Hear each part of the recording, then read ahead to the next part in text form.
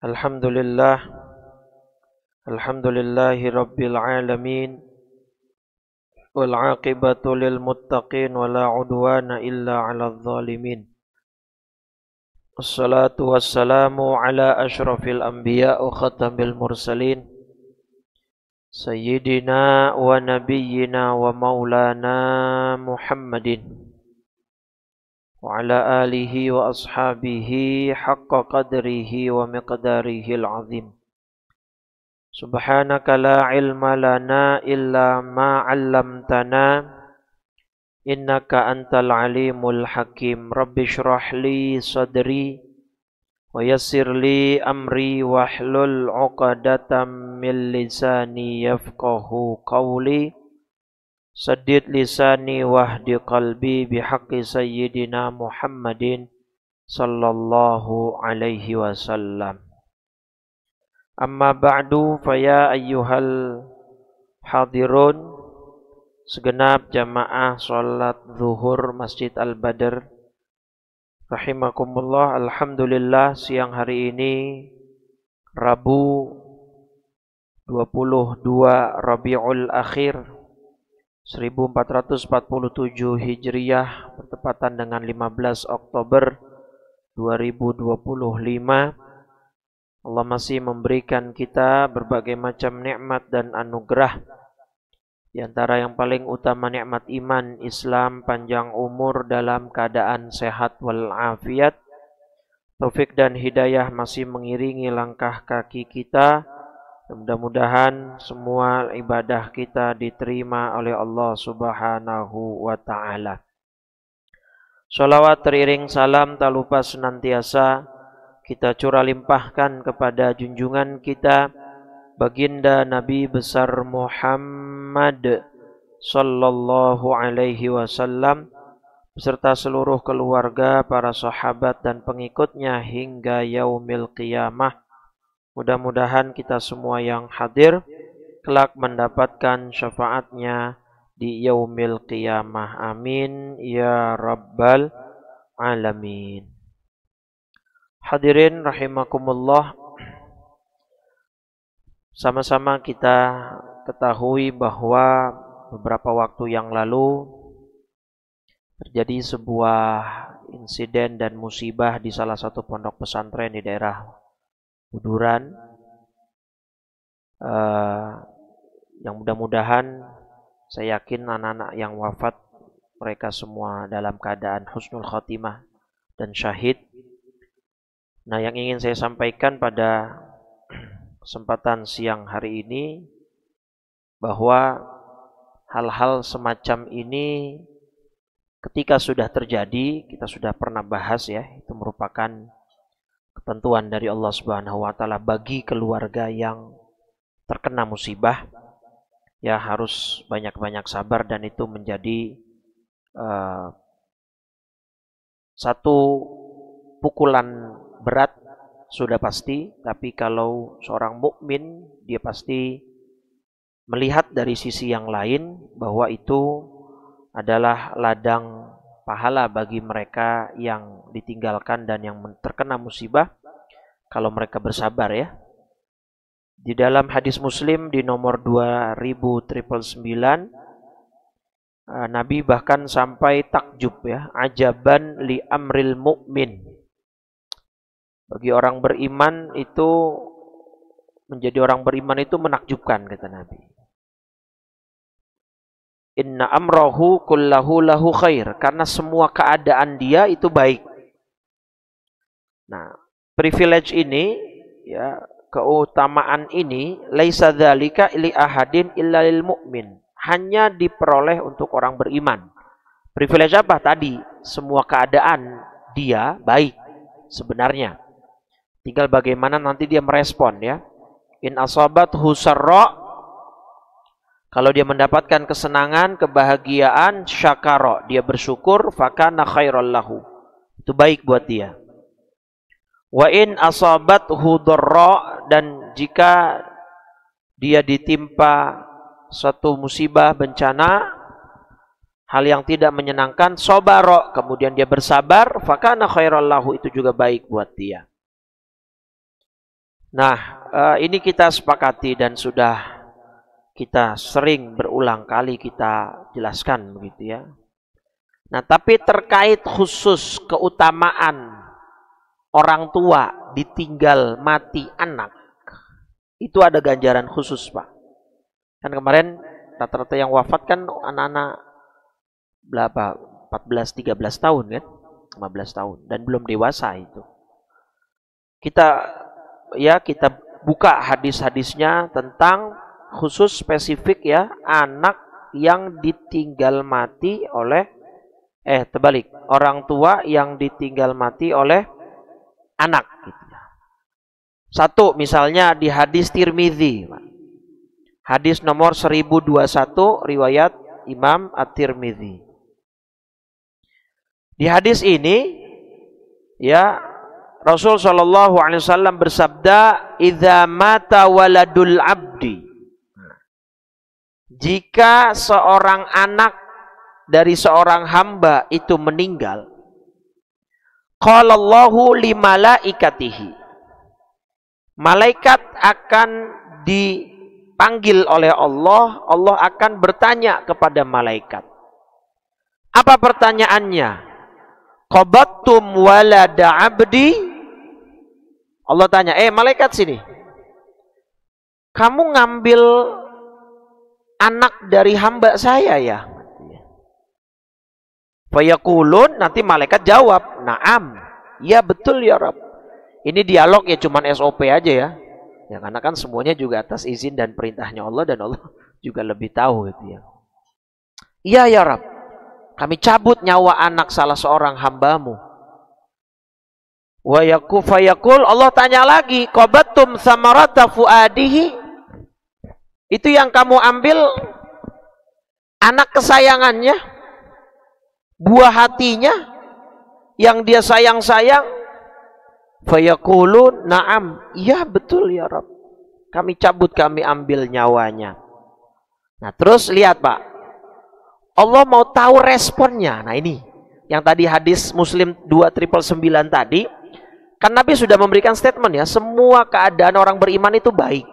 Tapi baiknya itu kan tergantung ya reaksi dan respon orang tersebut terhadap keadaannya masing-masing. Kalau dia dapat kenikmatan dia bersyukur, kalau dapat musibah bencana dia bersabar. Berarti kan sebenarnya semuanya baik. Karena kalau dia bersyukur dia dapat pahala dari syukurnya. Kalau dia bersabar dia juga dapat ampunan dosa ya dari sabarnya. Nah, terus Allah tanya ke malaikat, fayaqul madza qala abdi? Apa yang dikatakan hambaku itu saat kau ambil nyawa kesayangannya, saat kau ambil nyawa putranya atau putrinya, ya, anak kesayangannya, buah hatinya. Apa respon dia? Apa yang dia katakan? Malaikat jawab, hamidaka wastarja'a. Dia memujimu ya Allah. Wastarja'a, dan dia kembalikan semua kepadamu. Jadi kalimatul istirja' itu apa Pak? Kalimatul istirja'. Kalau hauqalah la ilaha illallah, tahlil la ilaha hauqalah la haula wala quwata illa billah, tahlil la ilaha illallah, tasbih subhanallah. Itu kan? Kalau istirja' inna lillahi wa inna ilaihi raji'un. Jadi respon dia ya Rabb, dia memujimu, dia pasrahkan semuanya kepadamu, dia kembalikan kepadamu ya Rabb. Lihat apa kata Allah, fayaqulullah, kemudian Allah berfirman dan memerintahkan kepada para malaikat, ubnu li abdi baitan fil jannah. Malaikat, karena respon hambaku saat anaknya kau ambil nyawanya, saat nyawa putra dan putri kesayangannya kau cabut, dia memujiku, dia mengembalikan semuanya kepadaku dan memasrahkannya kepadaku, maka bangunkanlah untuk dia sebuah istana di dalam syurga, wasammuhu baital hamdi, dan berilah nama dengan nama Baitul Hamdi. Jadi rumahnya atau istananya itu di surga disebutnya atau diberi nama Baitul Hamdi, rumah atau istana pujian. Kenapa? Karena ketika anaknya diambil, dia mengucap istirja, dia kembalikan, dia pasrahkan kepada Allah Subhanahu wa ta'ala. Nah ini kemudian yang kemudian berkembang di masyarakat, kita suka ngomong kalau ada orang anaknya meninggal, ya anaknya jadi apa? Tabungan gitu ya. Anaknya tabungan, anak yang masih kecil gitu ya. Lah, memang nanti gini ada keterangannya memang. Nah ini satu ya, riwayat Tirmidzi. Dia dapat apa? Rumah. Nah, kalau di dalam Sunan An-Nasa'i misalnya, hadisnya sahih. Nomor 1872. Gitu ya. Manihtasaba salasatan min sulbihi dakhalal jannah. Siapa orang bersabar ketika anaknya meninggal 3 orang. 3 nih Pak. Masuk surga sudah dijamin sama Nabi. Faqamat imra'atun, ada seorang perempuan kemudian berdiri, faqalat, dia tanya, wa awithnan, ya Rabb, ya Rasul, kalau 2 orang gimana? Yang meninggal bukan 3 nih, 2 anak. Awithnan, ya sudah, 2 juga boleh. Artinya kalau ada orang tua punya anak meninggal 2 orang anaknya, masuk surga kata Nabi. Qalatil mar'atu, si perempuan itu kemudian nyesel pas sudah selesai berpisah dari Nabi, ya laitani qultu wahidan. Aturan tadi saya minta 1 ya.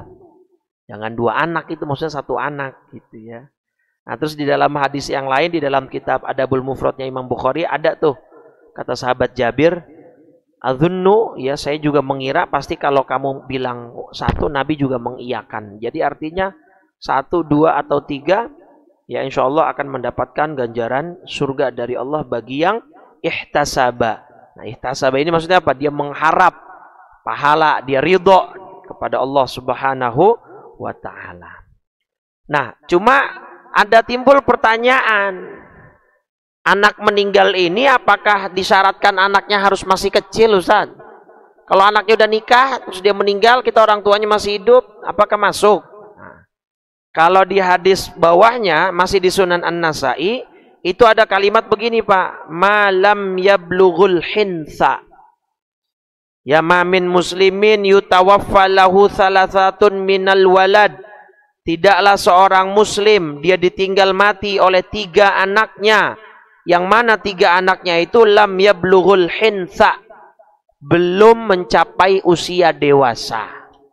Nah, itu Pak. Ada keterangan seperti itu di hadis yang ini 1873-nya. Illa adkhalahu Allahul jannah, kecuali dengan ketiga anaknya yang meninggal sebelum dia dewasa, sebelum anak-anak ini dewasa kemudian meninggal, maka Allah pasti masukkan kedua orang tuanya ke dalam surga. Gitu ya. Jadi memang ada keterangan malam lam yablughul hinsa, selama anak-anaknya ini belum dewasa, Pak. Nah, kemarin saudara-saudara kita yang putra-putranya di daerah Al-Khazini ya, kampus Al-Khazini Buduran itu, karena rata-rata masih 12, 13, 14, 15 lah antara itu ya. Yang jelas itu masih belum dewasa lah. Kita sebutnya mereka masih anak-anak, masih tanggung lah setidaknya. Jadi kalau mereka bersabar, Allah bangunkan istana di surga, ya Allah berikan rumah itu khusus namanya Baitul Hamdi, dan tadi juga ada jaminan-jaminan ya. Kalau yang di hadis 1874-nya ini ghafarallah, diampuni dosanya. Kalau di sini ada khalahul jannah, masuk surga. Jadi banyak tuh, dibikinin rumah, dimasukin surga, diampunin dosanya. Itu bagi yang bersabar. Tapi memang berat Pak. Bagi yang punya anak, ya membayangkannya saja mungkin kita tidak kuat.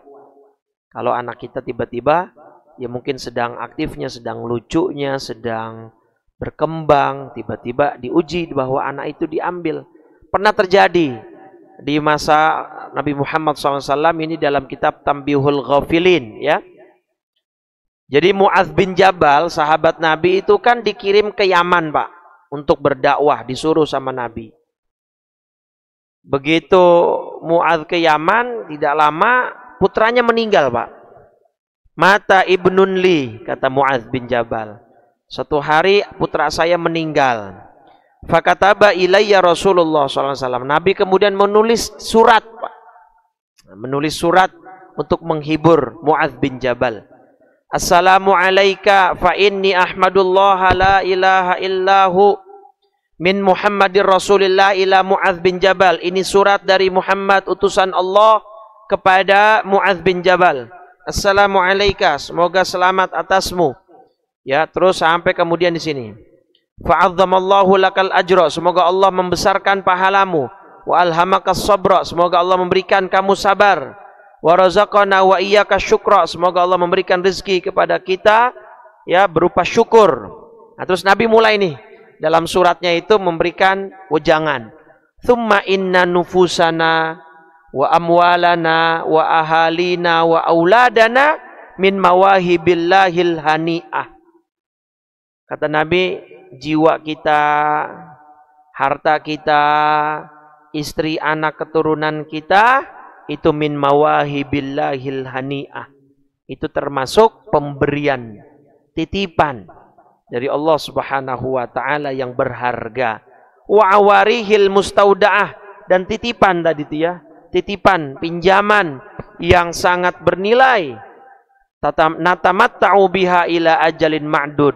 Tapi kita hanya menikmati titipan itu sampai batas waktu yang ditentukan, Pak.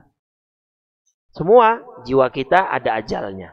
Nyawa kita ada batasnya. Harta yang Allah kasih titipan ada batasnya, Pak. Barang kita pakai bisa rusak.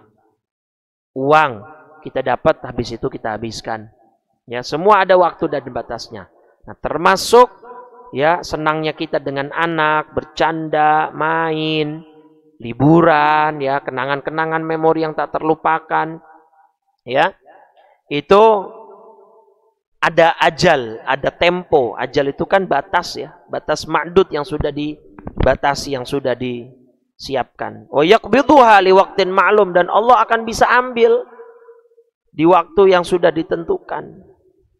Tsumma aftaradallahu 'alaina syukra idza a'ta, dan Allah mewajibkan kita bersyukur ketika Allah memberikan kepada kita berbagai macam titipan itu. Was-sabra, dan juga Allah mewajibkan kita bersabar idza betala, jika Allah menguji kita. Nah itu ya.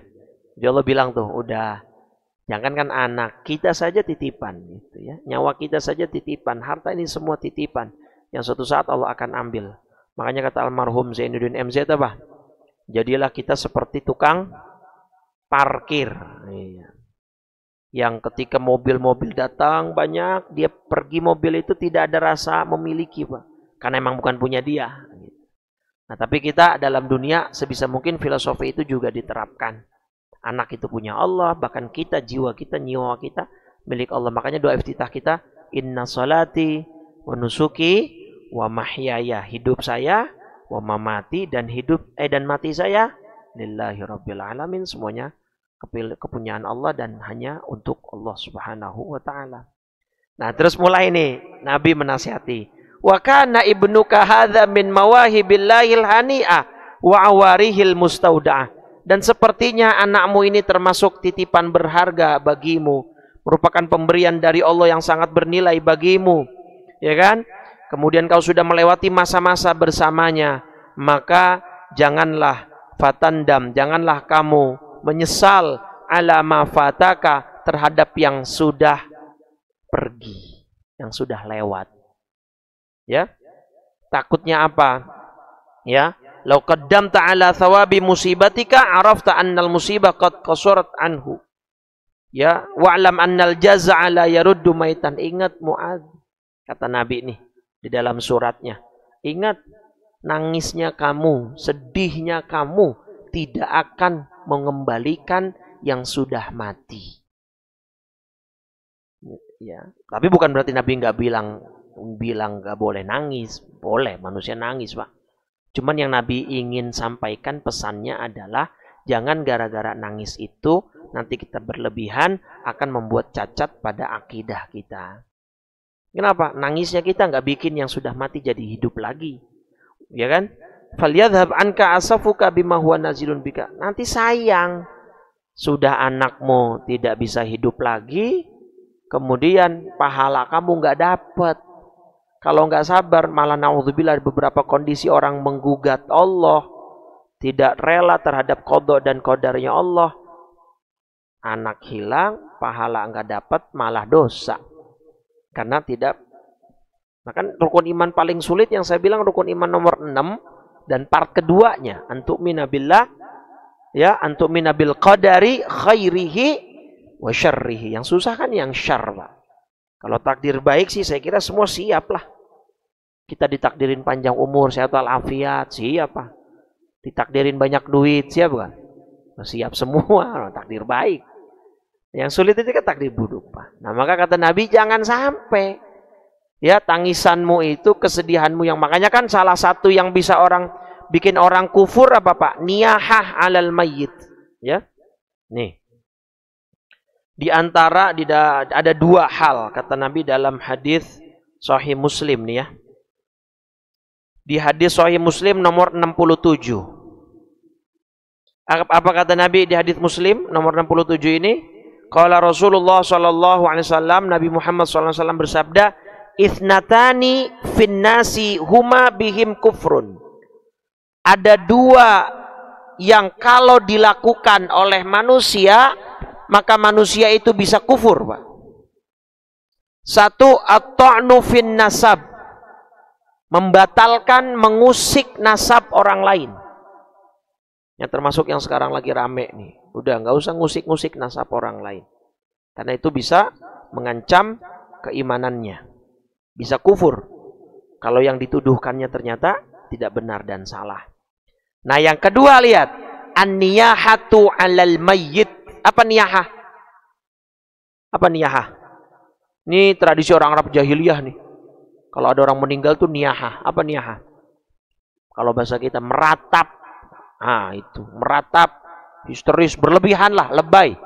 Sampai jedot-jedotin pala ke tembok, sampai robek-robekin baju, ya sampai nyakar-nyakar wajah, jambak-jambak rambut tuh namanya niyahah. Ya.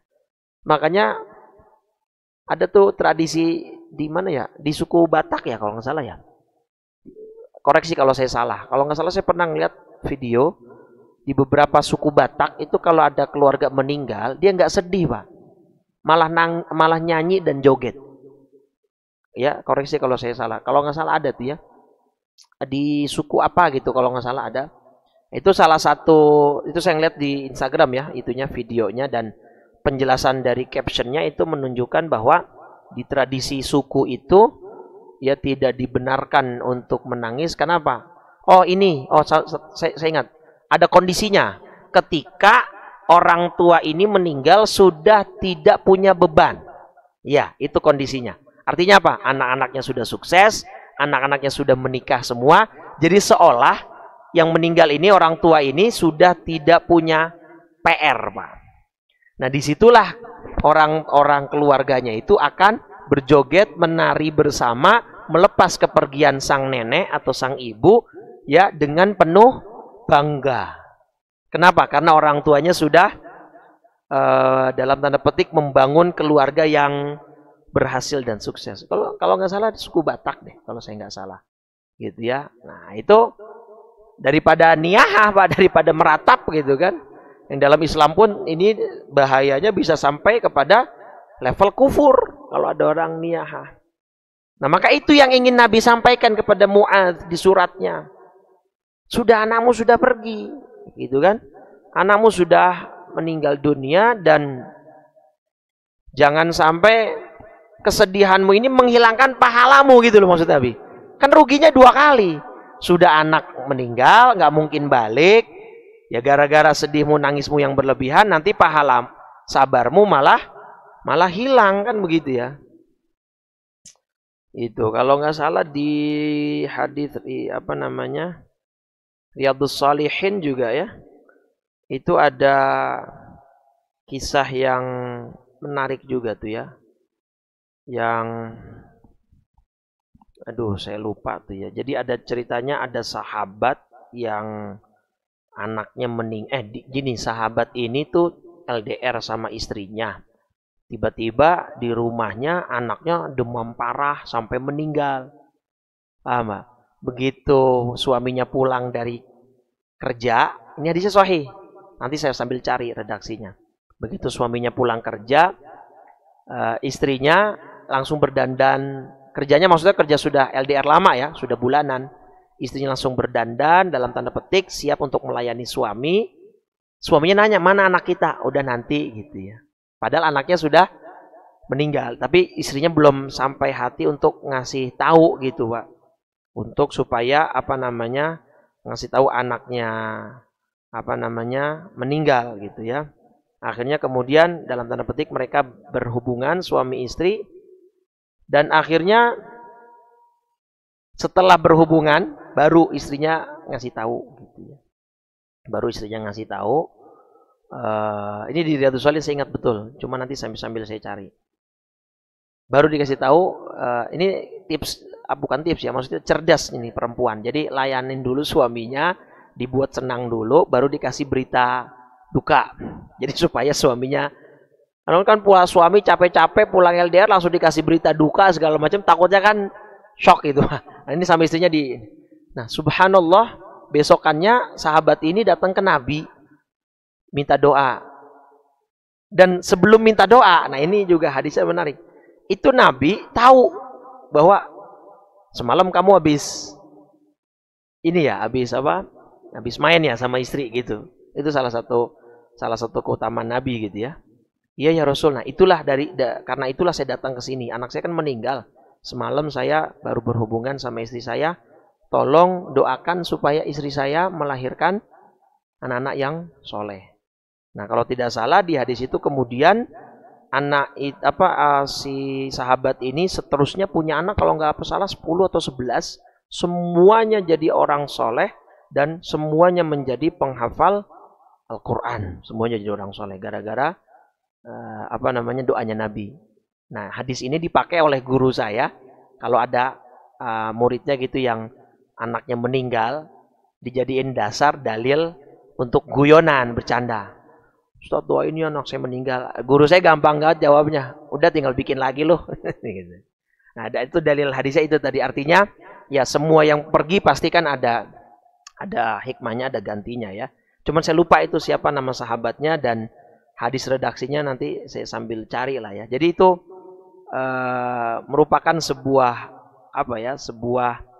jadi gini, salah satu cara untuk menerima takdir buruk, kata guru saya, cari kegiatan-kegiatan yang menyenangkan, Pak.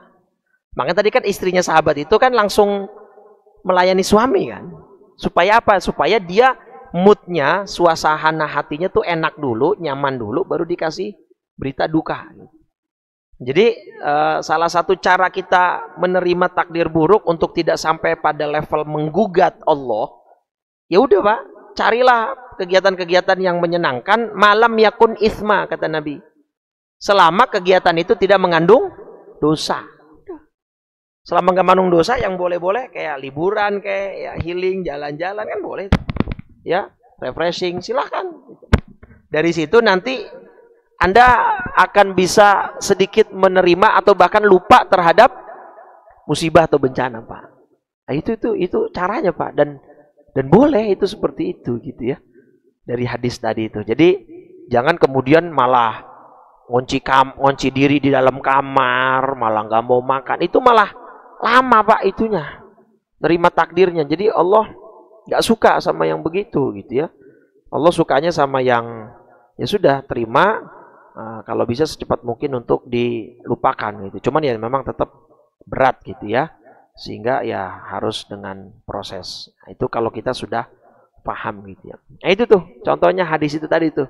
Jadi istrinya melayani suaminya dulu, begitu suaminya sudah moodnya bagus, sudah suasana hatinya enak, baru dikasih kabar duka gitu ya. Dan si suami itu bersabar, datang ke Nabi minta doa supaya diberikan ganti. Dan akhirnya sampai sahabat itu punya anak kurang lebih kalau nggak salah 10 atau 11 dalam hadisnya. Dan itu semuanya menjadi orang besar ya, menjadi orang-orang soleh berkat dari doa Nabi Muhammad Shallallahu Alaihi Wasallam gitu ya. Cuman saya lupa itu di Riyadhus Shalihin di bab apa gitu ya hadisnya, tapi itu sahih hadisnya. Nah, gitu ya, nanti saya sampaikan kalau memang sudah ketemu. Baik, Bapak Ibu, jadi maksud saya gini, saya pernah ceritakan putra saya juga yang nomor 3 itu meninggal. di usia 8 jam. Ya, itu yang paling terpukul memang istri saya. Kenapa terpukul? Satu, itu anak laki-laki pertama kami. Jadi anak saya pertama perempuan, kedua perempuan, ketiga laki-laki nih. Nah, ini yang meninggal nih. Dan kenapa saya bilang istri saya terpukul? Gini, Pak, ceritanya. Jadi janin yang ketiga ini, ya kehamilan yang ketiga ini, istri saya itu mualnya dahsyat. Karena katanya dari beberapa pengalaman, mual kalau anaknya perempuan dengan kalau anaknya laki katanya beda. Gitu kan.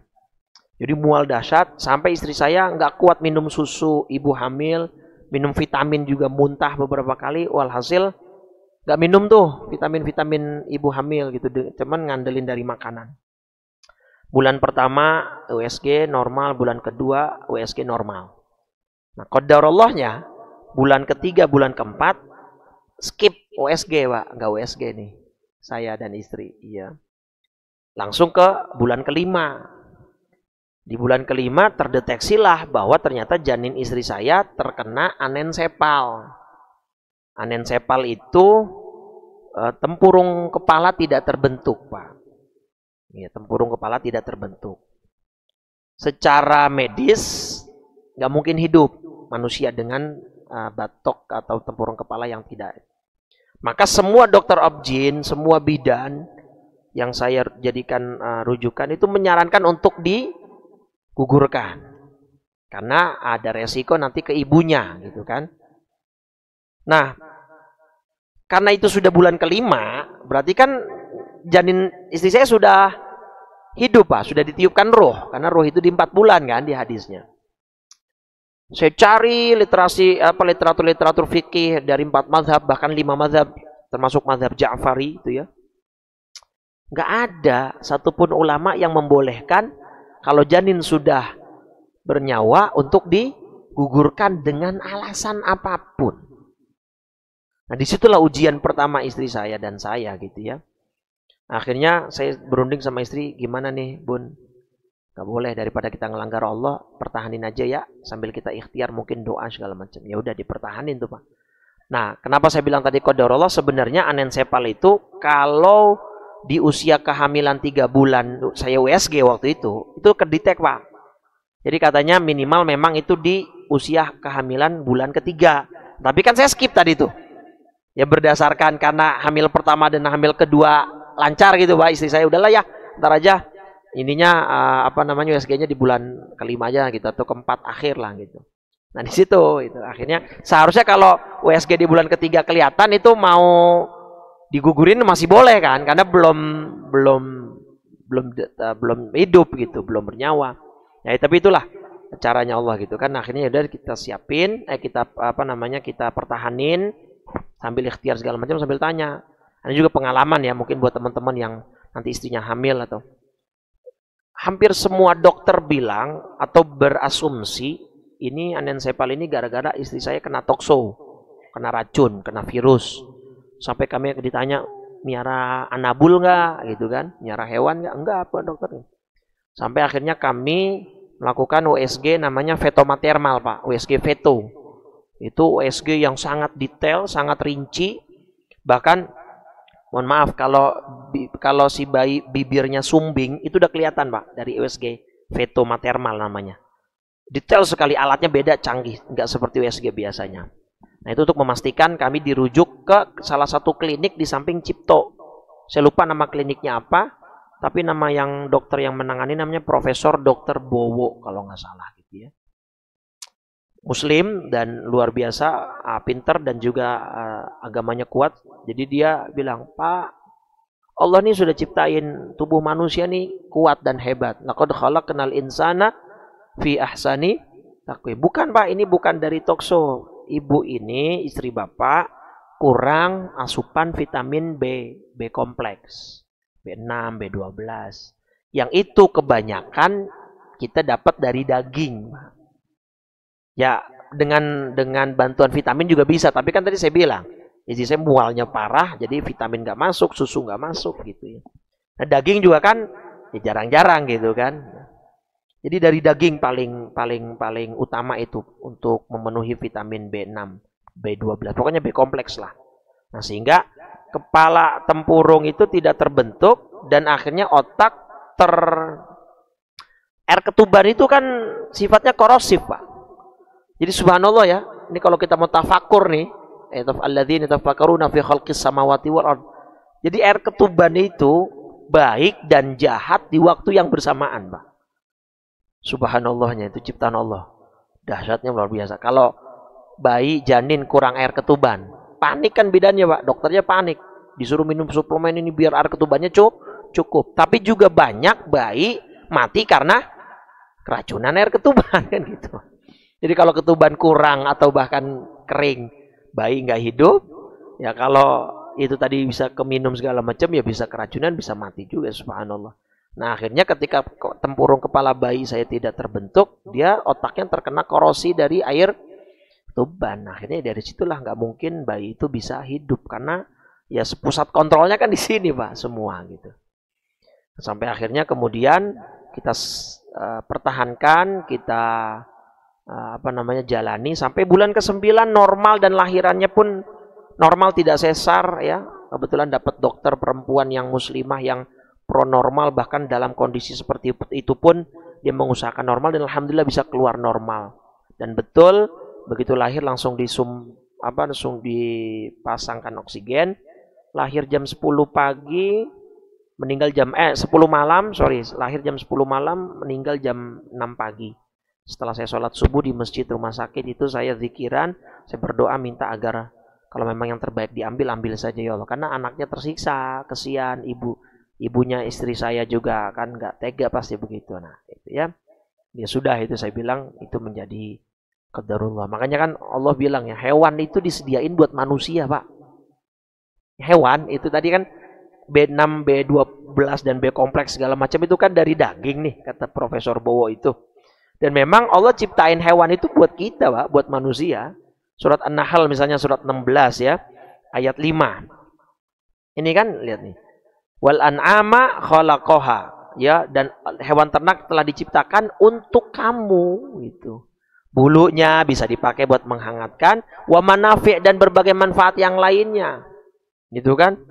Kemudian banyak lagi lah buat transportasi, dagingnya dimakan, susunya diminum, segala macam. Jadi itulah cintanya Allah kepada manusia. Semua yang diciptakannya di alam semesta ini diperuntukkan buat siapa? Buat kita manusia. Ya cuman kadang-kadang kita kurang bersyukur, ya kurang kurang mempersembahkan ibadah yang terbaik kepada Allah. Nah jadi kedepannya, kemarin juga ada jamaah saya di daerah Bulak, Klender, anaknya baru masuk 1 SMK, meninggal kecelakaan motor. Terus ada juga yang baru naik 1 SMP, meninggal karena demam berdarah gitu ya. Nah, jadi itu yang mudah-mudahan kalau nanti ada di kita atau di keluarga kita yang mungkin anaknya diambil oleh Allah, nah kita sudah punya bekalnya, Bapak Ibu, berikan kabar gembira kepada mereka-mereka yang sabar, orang tua yang tegar, ya mereka akan mendapatkan rumah di surga, dosa mereka akan diampuni dan Allah akan meninggikan derajat mereka dan memasukkan mereka ke dalam surga. Asal satu tadi syaratnya, ihtasaba wastarja'a. Dia ridho, dia pasrahkan kepada Allah, dia kembalikan semuanya kepada Allah Subhanahu wa taala. Disitulah ya nilai lebih bagi orang-orang yang anak-anaknya, putranya diambil oleh Allah Subhanahu wa taala. Ya, karena memang itu semua dunia. Kalau enggak kita yang duluan, ya mereka yang akan duluan meninggalkan kita gitu ya. Dan itu sebuah keniscayaan, enggak bisa kita lawan, enggak bisa kita rubah. Tinggal kita nunggu giliran masing-masing. Apakah kita duluan yang meninggalkan anak-anak kita atau anak-anak kita yang meninggalkan kita duluan? Ya, tapi ya berharap dan berdoa itu pasti, kita berdoa panjang umur, sehat walafiat dan segalanya. Tapi ketika once takdir Allah sudah terjadi pada kita atau pada keluarga kita, kita sudah tahu hadisnya, dalilnya, maka tinggal kita kembalikan, pasrahkan kepada Allah.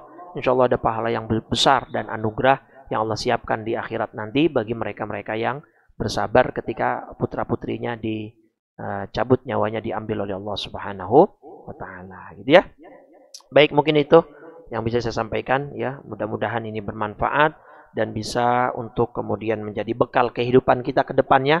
Karena ke depannya kita tidak pernah tahu apa yang akan terjadi pada kita, anak-anak kita, keluarga kita.